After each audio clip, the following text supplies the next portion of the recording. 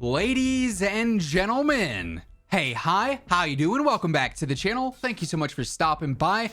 Coming up here with Season 4 of MW2 Warzone 2 and DMZ, we are going to see our next major weapons update, and this one appears to be a pretty significant one, all things considered. We are, of course, as with any other new seasonal update, going to be getting a handful of brand new weapons added into the game that likely will be a part of the major meta, as they usually are, but then also we're going to see several changes to the current meta in the form of various different buffs and nerfs. And so today I wanted to outline what to expect in terms of the new weapons update, as in like the actual new weapons themselves, and then also some broad overview of what to expect with the meta updates as well. So getting right into this, with Season 4 in total, we are going to have 4 new weapons drop that they've revealed up until this point. Who knows if they may drop some surprises alongside the Reloaded update, maybe expand on that a little bit more. But as of right now, we know of 4 weapons in general, 3 of which are going to be coming in the launch window, they say. So obviously, and as always with a brand new season, we're going to have 2 new free weapons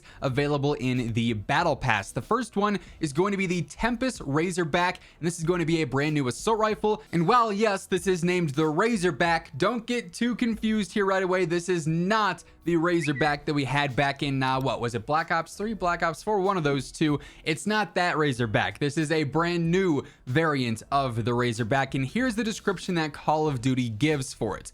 A masterclass in exceptional manufacturing, this Tempest armament assault rifle features a bullpup design and a frame vibration control, resulting in a smooth and controllable fully automatic 5.56 weapon. So out of the gate, this is probably going to be a pretty easy weapon to use. It is 5.56, so it's probably going to have a damage profile similar to maybe the Lockman 5.56 here, for instance, and also probably low recoil, especially if they're talking about how it's got the vibration control scheme and everything going on there. So out of the gate, could be a very straightforward, very easy to use rifle.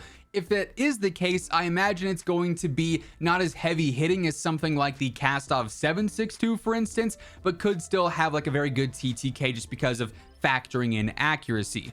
Call of Duty also goes on to say, unrelated to an earlier version of this weapon with the same name, hence the Razorback from Black Ops, the Tempest Razorback assault rifle offers an impressive damage profile. All right, so there's that. Rapid rate of fire, and is set to add to the already deep pool of jack of all trades weaponry. So I could honestly see this being a pretty versatile weapon in the form of maybe being used for sniper support, but then also the mid to long range as well. And once more, this weapon is available for free for everyone through the battle pass in sector D13. So we've got that to look forward to there. Also, for what it's worth, the new weapons that are from popular weapon categories, rifles, SMGs, LMGs, they're usually pretty dominant outright, just because when they first drop, obviously COD wants people to use them. They want people to get the battle pass. So would not be surprised whatsoever if the, Tempest Razorback here was very, very good for the first couple of days and or weeks of the season.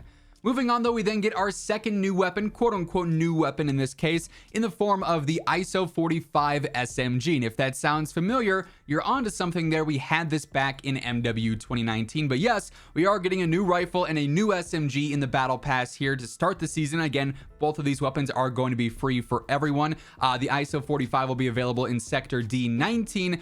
But once more, it's an SMG, super popular weapon category, probably going to be very good right away to start Season 4. But here's the description of the ISO 45 this time around. This ISO platform's answer to room clearing. This SMG dominates with high fire rate and the stopping power of 45 auto rounds. A throwback to Modern Warfare 2019, the ISO 45 functions similarly to the old ISO, known for its lightweight design and decent fire rate for short to mid-range engagements. Its higher caliber rounds make it a heavy hitter compared to the fast-firing counterparts, but require the operator to get those shots on target. So maybe a bit more visual recoil here, but also could be a good comp to some of the mid-range guns that we already have in the form of the P90 and the MP7. I'd be curious to see how this will stack up against those and how exactly the attachments will work out here if we're going to have that decent size extended mag that'll actually make it viable for, duos, trios, and quads. Now, as we continue throughout the new weapons coming here in Season 4, quick reminder, if you guys are new to the channel, every single day I am your one-stop shop for quite literally everything going on between MW2, Warzone 2, and DMZ.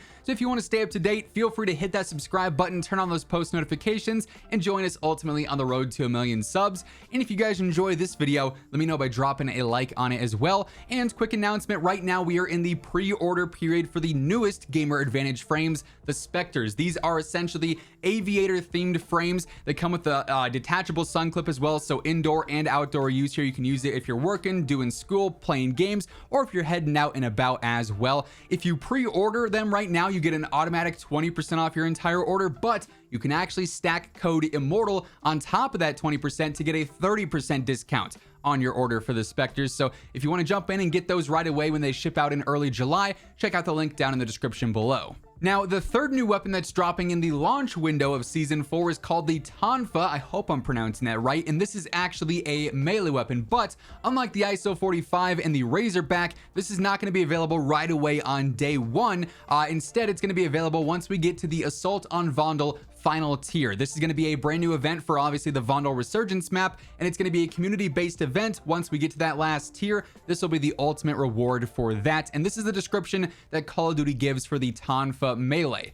This hard polymer edgeless melee weapon delivers blunt trauma without the risk of dulling or breaking, versatile, comfortable, and lethal in the right hands. In addition to having some new finishing moves, this new martial arts tool offers a unique change of pace option within the secondary melee weapon pool. And again, unlocking this one is through the final Assault on Vondel unlock, or you could use the Lion's Share weapon blueprint via a store bundle that's likely to drop, but they don't give an exact date for when that's going to be available. So this one will be available within the first few weeks of launch for Season 4, but not right away. And then when it comes to our final new weapon, that'll be happening during Season 4 Reloaded in about a month's time, and this is going to be a brand new shotgun, although all they say here is that you need to expect the redacted shotgun to be added to your available arsenal at Season 4's mid-season point. And we can actually sort of cross-reference here with some of the leaks that we've got previously in the files. Right now, there is one unreleased shotgun, and it is, according to the game files, the Tavor TS-12. So that could potentially be our mid-season update weapon. We'll have to wait and see on the exact specifics there, but there is one shotgun in the game files right now under a code name, so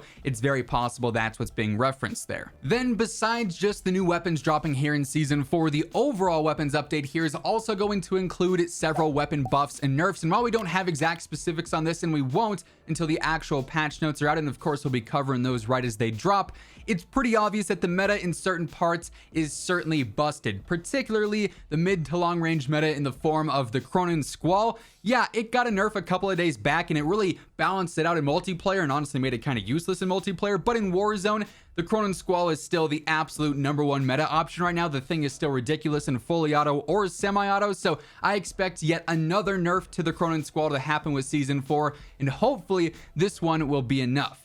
I also would not be surprised if we saw some adjustments to the close range meta just to make things a bit more diverse there, because really the MP5 and the Vaznev are the 1 and 2 options. It's really 1A and 1B options for the close range meta. Things like the P90 and the MP7 are solid, the Bass P is solid, but that's all focused more in the mid range, and people value that close range dominance a bit more, so you kind of have a lopsided pick rate there when it comes to close range choices. Outside of that, their weapon tuning so far this year has been very sporadic and random here and there, so we could see several other changes to weapons that you might not expect to see buffs or nerfs. Similar to how with Season 3 Reloaded, the Lockman 556, a not really talked about weapon, caught a huge buff and is now one of the best rifles in the game. Also, just a quick little preview here, a few weapons to look out for in case we do see those more significant nerfs to the Cronin Squall, to the MP5, to the Vaznev. The Lockman 7.62 and the SO14 could be right there for basically one-to-one alternatives of the Cronin Squall. I could see either of those really dominating after that nerf comes. The RAL MG obviously could also be a top tier choice. Its TTK is insane.